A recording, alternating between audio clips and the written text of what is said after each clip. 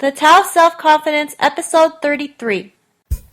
Welcome to the Tao of Self-Confidence, where I share stories of successful women finding their inner journey to self-confidence 5 days a week.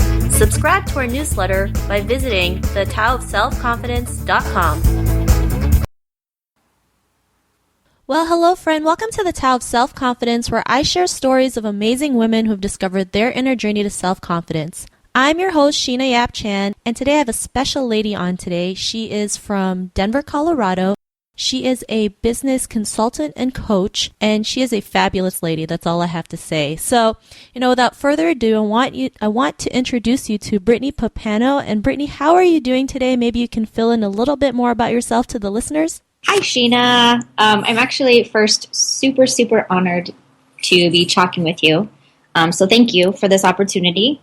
A little bit more about myself. So as you mentioned, I'm a business consultant and coach. Been doing this for almost 9 years. I work with everything from Fortune 100 companies to life coaches, artists, just people with big dreams, kind of assisting them on their journey through strategy, tips, tools, being someone for them to be able to bounce ideas off of and just really help them live out their dreams through business. I also do some writing on the side, which I'm extra passionate about too. So that's it. Awesome. Thanks for sharing that. And Brittney, what is your cultural background? My cultural background. So I'm born and raised in Denver. I actually want to tell you a little bit about my background briefly because I feel like a lot of times our backgrounds are an important part of our story. They shape a lot of who they are. They don't necessarily have to dictate our lives, but they do shape a lot of who we are, and our stories are important, I think. I am just a white girl from Denver. I'm a quarter Italian. That's where the last name Pappano comes from. But I'm an only child, and I grew up with my mom. My dad wasn't around much, and we moved a lot when I was a kid. I went to 12 different schools. I kind of raised myself. I had to. My mom wasn't emotionally available for me, and so I became super independent, shy, but I had it rough a little bit. There was a lot of emotional trauma in my world, and so that really shaped me as a teen and as a young adult. And I wrestled big time in early high school with depression and anxiety. And to be honest, I still really wrestle with those things. So it's a constant battle for me to choose me over, my conditioning and my patterning. But part of that, which is a good side of kind of my upbringing and growing up, is that I'm the first person in my family to go to college. I'm the first person in my family to own my own business. I'm the first person in my family to break a lot of the patterns and conditioning that I experienced. So that's one thing that I really pride myself on. And I feel like it's kind of my duty to share my experiences with other women, particularly to help them to just see what's possible. As a brief part of my story as well, I just think it's important to note that one thing that I've had to go through and experience is not only growing up with my mom, who was not really emotionally available and had a lot of her own challenges, is that she decided to commit suicide when I was 20. And that was a pretty devastating thing. So for me to still be where I'm at, experiencing all of those kind of hardships, it just goes to show kind of what's possible. So that's my life story. I don't know if you're necessarily asking about that. That's part of my culture and my background, but I just think my story is an important kind of preface to some of the things that we're going to talk about when it comes to confidence. So I love it because, a lot of women tend to not take action based on their circumstances, based on their cultural beliefs, especially with women, right? Because we're always told what to do. We're always told to just, lay low, don't make any noise. And, you just went out there and just broke barriers for yourself. And what's possible for you is possible for anyone listening to this. So I really appreciate you sharing that part of your life story. And what would be your favorite self-confidence quote?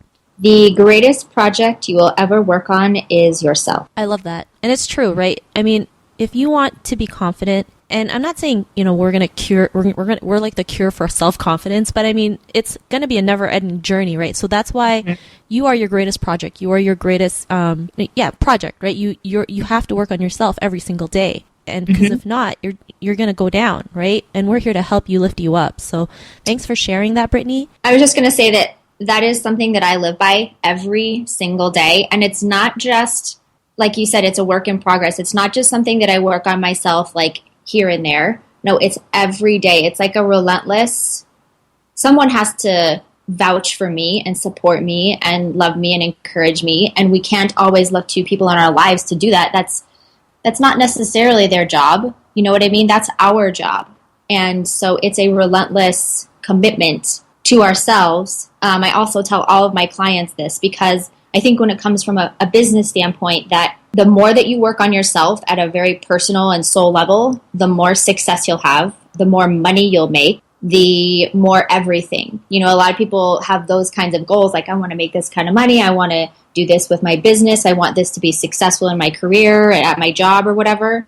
All of that is just a reflection. Like your outside world is really just a reflection of the work that you're willing to do inside. So even by people listening to your podcast and choosing to do that every day and listen to it on the way to work or when they're working out or whatever, your listeners are choosing themselves. So congrats to everyone for doing that.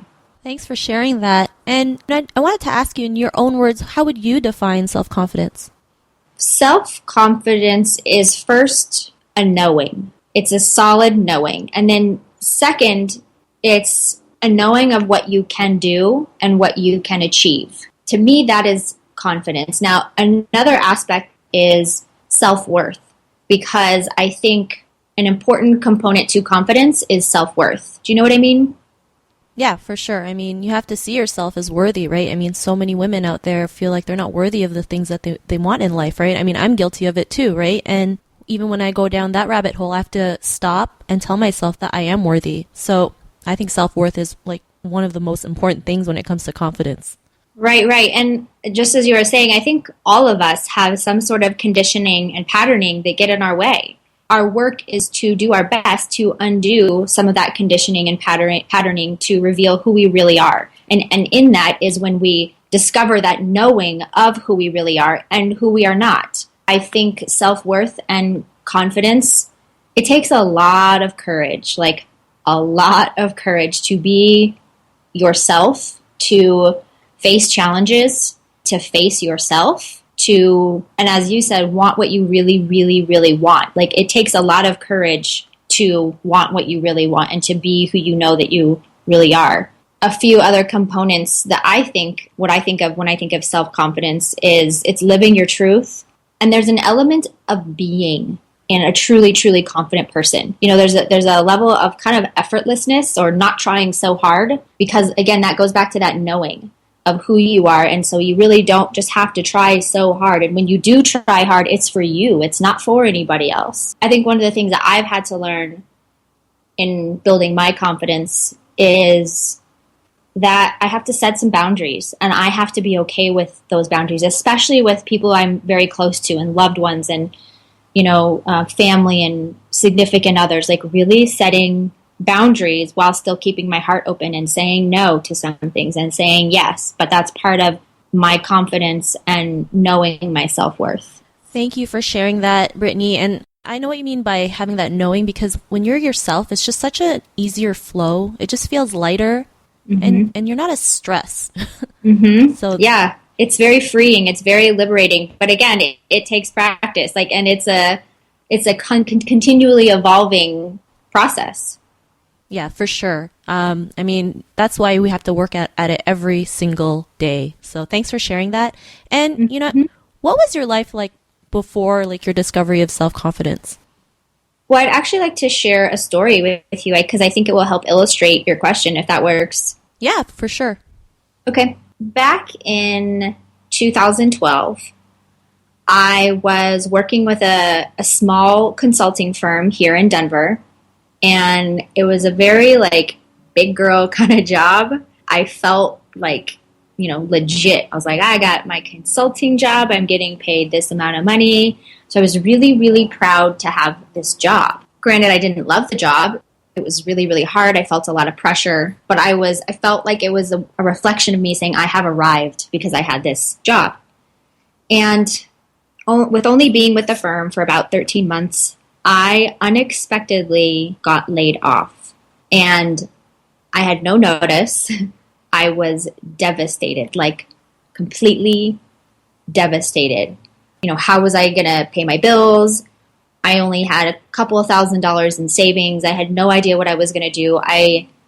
It was a really, really defining moment in my life as a woman, as a businesswoman, as a human being to go through something like a layoff. And when I got laid off, I buckled down. Like something in me emerged that I don't know if I knew that I had, but looking back, I now realize that it was the thing that emerged for me was something that I had been cultivating for years. It was that self-confidence. It was my self-worth. It was that knowing and who I am and what I can do and how I can, rise. It just naturally emerged and it surprised the heck out of me. But to wrap up the story, I was only unemployed for 6 weeks.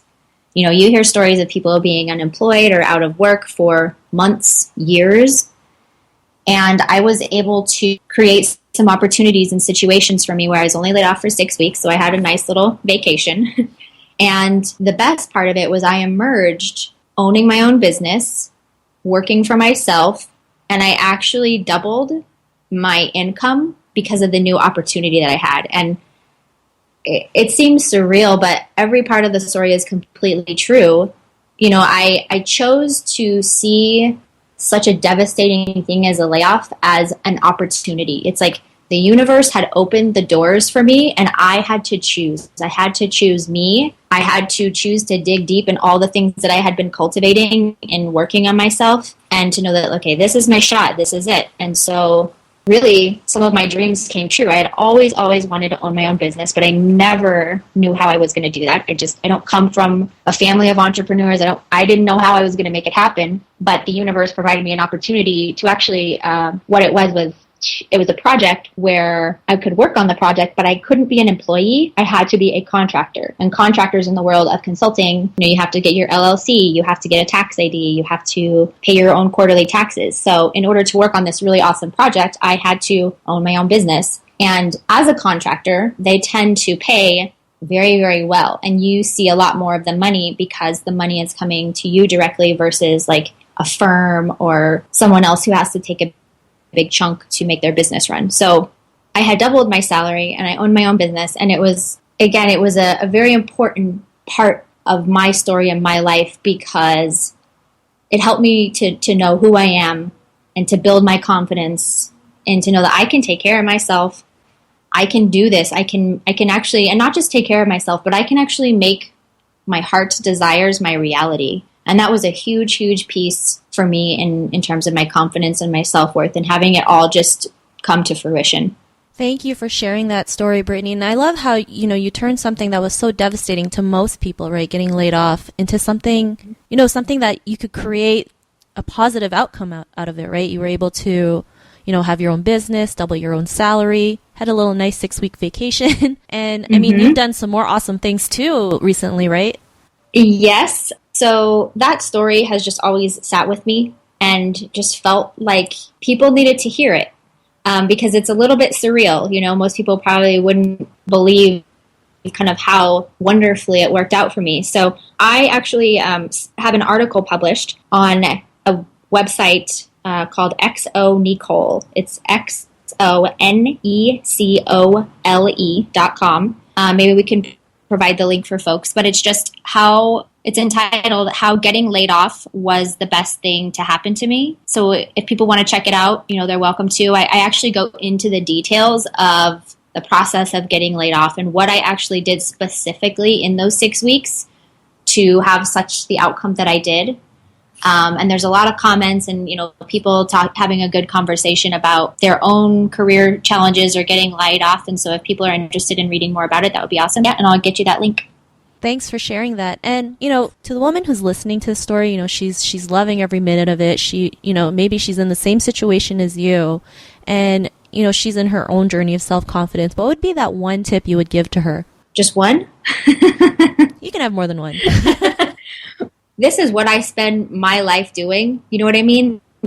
So I have a lot of tips, if that's okay. And I really can't prioritize them because I think they're all important. Because I think a little bit of everything will resonate with certain people. One of the things that I think is super important and a tip that I'll give is to be unrealistic in what you want. Be a little unrealistic. Allow yourself to want what you really, really want, and ask your heart. The thing with this is you don't always have to know how it will happen. You just have to know what you want, because when you know what you want and let the how kind of be up to greater powers that be, whatever you believe, and allow it to come into your life, that's kind of the magical sweet spot. Like for me, I wanted to make 6 figures before the time I was 30. And I had no idea how I was going to do that. But that's what I wanted. And why? Because that's what I wanted. I wanted to wake up and I wanted to go to sleep whenever I wanted. And I wanted to have a lot of free time in my life and only work about 20-ish hours a week. Why? Because that's what I wanted my life to look like. So I think this could be for relationships or family or anything. I think it's important to allow your heart to want what it really, really wants, but then don't get too caught up in your head trying to figure out the how. Let the how work itself out. The other thing that I think is really, really important is learning to live for you and doing your best to care less what others think. And I say do your best because this is really, really hard for me. And I think it's really hard to do this with the people, especially that are close to us. Like, I think a lot of times it's easier to care less about what the world thinks, because whatever. But especially hard when people are really close to us, like what they think. Are they going to judge us for this? Are they going to abandon us or end the relationship for this? And that's really hard, but this is about you and staying your course. So learning to live for you, I think, is super important. Something else that I think is really, really, really important is to surround yourself with as many people, as many things, as many situations as possible that help you return to you, if that makes sense. Some of those things for me are yoga, meditation, my music. I'm a big, big hip hop and R&B fan. I don't have a television, but I do watch a couple of TV shows, and I'll binge on them from time to time. Like right now, I'm obsessed with the TV show Power. Sunshine, massages, dancing, my dog, books, curling up with a book at my pool with a blanket or something. Like any of the things that help you return to you, because there is plenty in this world, from social media to our family to work to whatever, that can easily pull us away from who we really are. And so to continue to cultivate that knowing of who we are and the things that make us feel really, really good and the things that nourish us and replenish us. So whatever that looks like for you, that should be one of your priorities, is to do the things that nourish you and help you return to you. Because one of the things that I learned a couple of years ago, and it has stayed with me since then, is when you think about who you are and who you want to be, all those qualities and characteristics that you can kind of come up with, that's actually already the person that you are. You are already the person who does this or that or lives like this. Like, that's already in you. Your job is to just peel back all those layers, as I mentioned earlier, of like the hurt and the disappointment and the abandonment, all that conditioning and patterning to get to her, because who she is really you already. Awesome. And I loved all the tips that you shared. I mean, I think that's something that all women can relate to. And so thank you for that, especially the one where you said surround yourself with, anything that has to go back to you. I think that's really important because, we get carried away or distracted with so many things that we forget to think about ourselves once in a while, right? And there's nothing wrong with that. Sometimes it has to be just about you, whether it's going to get a mani-pedi, going to the gym, going to the beach. If it helps you, do it. So thanks for sharing that. And other than the article that you mentioned, is there any other websites or links that we can connect with you with? Right now, if people want to connect with me, check me out on Facebook or Instagram. Instagram is more geared towards, business tips and inspiration and advice and all that good stuff. So if someone has a business or, wants some career input or advice, check me out on Instagram. But both social media platforms is an awesome way to connect. And I do hope that people do reach out and connect, because I would love to hear from your listeners. Awesome. Well, thanks for sharing that, Brittney. So if you would like to connect with Brittney on Facebook and Instagram and check out her article that's been just going viral, head over to the taoofselfconfidence.com and search for Brittney's name, Her show notes will pop up along with everything else we talked about, and I really just want to thank Brittney for coming on and sharing her time with us, sharing her amazing story and journey with us. So Brittney, thank you. Thanks, Sheena. I love you. I appreciate you. Thanks. I love you too. And to the listeners, be on the lookout for another new episode of The Tao of Self-Confidence, where another woman shares her amazing journey to self-confidence, and we will catch you later. Bye for now. Thank you for listening to another amazing episode of The Tao of Self-Confidence. Check out our resources to help you jumpstart your inner journey to self-confidence by visiting thetaoofselfconfidence.com.